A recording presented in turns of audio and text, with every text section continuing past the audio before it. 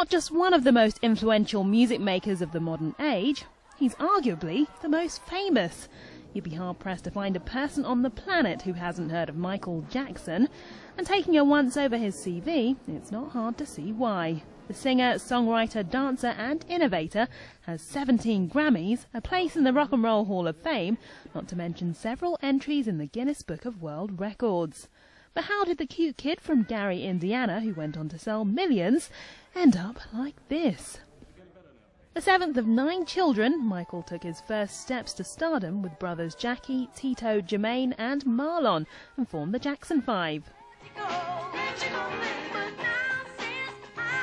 But after more than a decade of Motown hits, he decided to go it alone, bringing out Off the Wall with Epic in 1979. I know my favorite albums of all times is Off the Wall. It's the best album ever. Quincy Jones is genius. I don't know how he heard the sounds to put them together. But here's the moment he became the stuff of legends.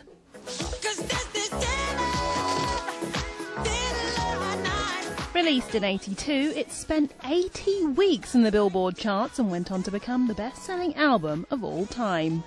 The Thriller video, the Beat It video, are emblematic of a time when MTV, when music television was kind of coming into its own, and people were really consciously tailoring, these huge, movie-sized properties. You've got to remember that he had Martin Scorsese and John Landis directing his videos. Despite releasing 4 other hit records, Bad, Dangerous, History and Invincible, none of them ever came close to matching Thriller.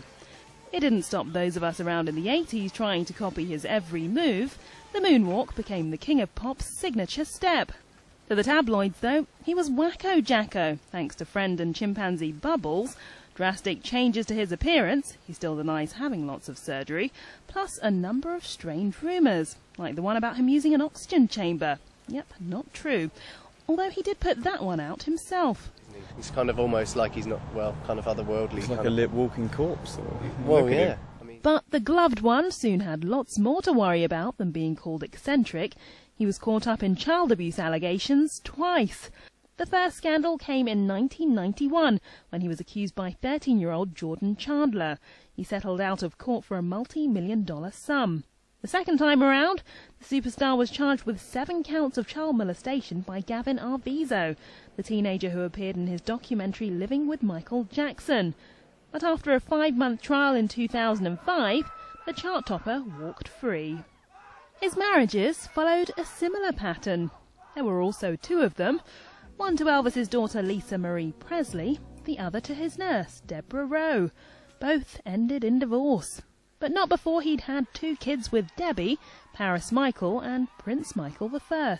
But it's his 3rd child, Blanket, that we'll never forget, introducing him in 2002 by dangling him over a balcony.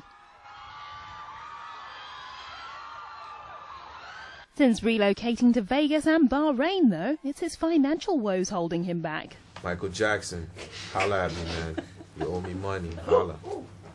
And Wyclef's not the only one after his cash. He faced losing his Neverland ranch in 2008. This is a sort of 45-year career, which most people only dream of. But you do wonder what that means that he's had absent from his life. At what point has he been allowed to live the normal life that you or me have lived? A sad state of affairs for the man whose CD achieved double diamond status. But having now roped in big names like Akon, will.i.am and Neo, the world waits with bated breath to see if the one-time king of pop is gonna be starting something again.